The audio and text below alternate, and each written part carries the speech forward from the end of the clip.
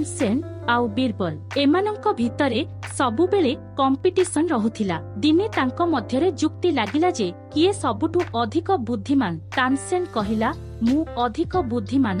बीरबल कहिला ताहेले प्रमाण करिकी देखा। तापरे तानसेन कहिला मु मो बुद्धि बलरे महारानी स्तन चुचुमी देबी। बीरबल भी शर्त लगेइला आउ कहिला जदि तू महारानी स्तन चुचुमी दबु ताहेले मु सभाकु लंगड़ा हेइकी आसीबी। दुहे सेठारु चालीगले आउ तानसेन कामरे लागिगला। तानसेन गोटे सापुआ केळा पाखकु गला आउ ताकु कहिला मते गोटे साप दे जहार विष नथिबो आउ ताकु प्रशिक्षण दिया जाई नथिबो। सापुआ केळा तानसेन को कहिबा मुताबक गोटे साप देला आउ तानसेन ताकु नेइकी घरकु गला। तानसेन गोटे तुळारे मणिष तयारी करी सेइथिरे सापकु प्रशिक्षण देला। से इशारा रे तुळा मणिषर पादकु चोट मारिबाकु कहिला। साप से तुळा मणिषर पादकु चोट मारिला। एही परी से तुळा मणिषर हाथ, पेट, छाती, मुंड, बांड सबु जागा चोट मरेई ताकु प्रशिक्षित कला। साप एबे तानसेन रो इशारा पूरा बुझी जाइथिला। ता परदिन सकाळे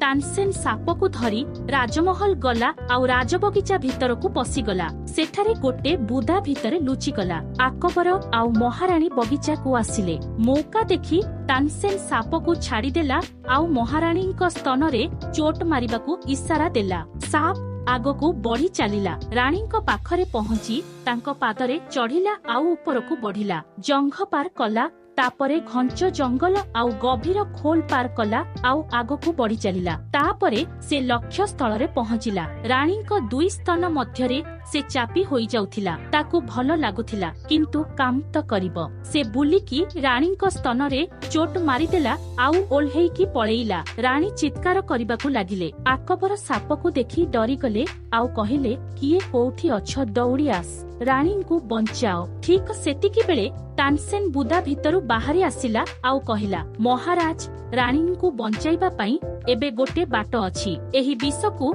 चुचुमी की बाहर करिबाकु पड़िबो। अकबर कहिले ताहेले एबे विष किए काढिबो। तानसेन कहिला महाराज जदि आपण छोड़ी न हेबे ताहेले मु जीवन को बाजी लगेई विष काढिबी। मु आगरु बहुत विष काढिछि। अकबर तानसेन को कान रे कहिले तमे जाहा करूछ कर किंतु रानी को बंचा नहेले मते राती रे भले की सोइबाकु पड़िबो। तापरे तानसेन कामरे लागिगले। रानी स्तन चुचुमी विष काढिबाकु लागिले किंतु विष नाही बोली केवल तानसेन जानिथिला। से मां गिया बड़ रांडुआ थिला। इयाडे सियाडे हाथ मारी दौथिला।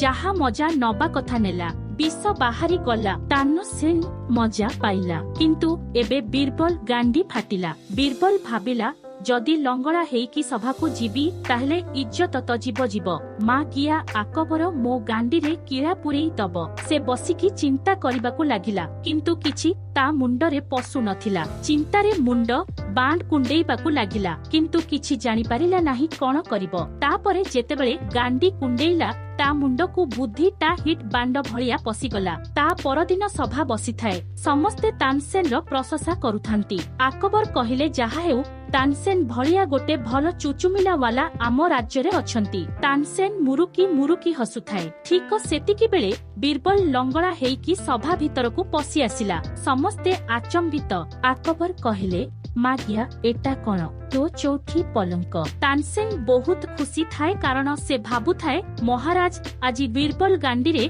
छड़ पुरेइबे। एपटे बीरबल अकबरंकु उत्तर रे कहिले नाही महाराज सेमिति किछि नाही किंतु मु विपद रे पड़िछि। मते साप कामुडी देइछि। अकबर कहिले सेटा ठीक जे हेले तमे लंगड़ा हेइकी काहिकी आसीछ। बीरबल कहिला मो बांड रे कामुडीछि परा। तापरे अकबर तानसेन को अनेइले आउ कहिले आउ ठिया हेले काहि जाउ चुचुमिबो। He fucked up.